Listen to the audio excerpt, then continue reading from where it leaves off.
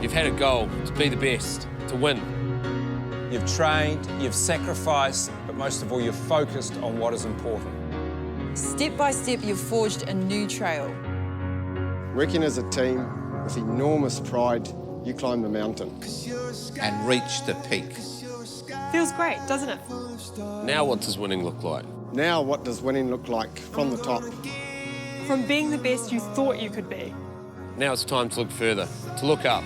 Where the possibilities are endless. And ready to be imagined. First thing, believe. Believe. As soon as you think that you're the best or that you're won, you've stood still. So you've got to think bigger.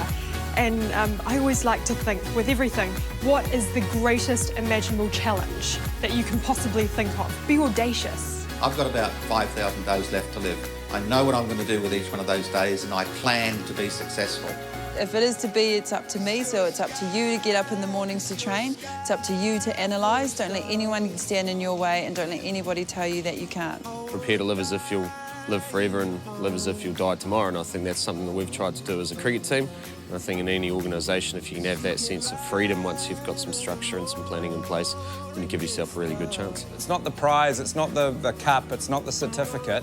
It's about in here, it's about that you've done it yourself. But you have got to be perfectly clear in your mind about how you are going to help win. I have a lot of people who try to bring me down, tell me that I can't. There's no better satisfaction than being able to shove it in their face and tell them that you can. Personal meaning is the biggest part of continual performance.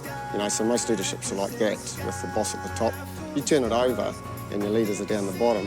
What do they got to do to stop that triangle from tipping over? Thinking outside the square to me, you can only be instinctive once you've got a sense of planning and preparation in place. Once you're well structured, you're well prepared, you're well planned, then I think that's when your instinctive nature can take over and you can start to, I guess, add your own touch.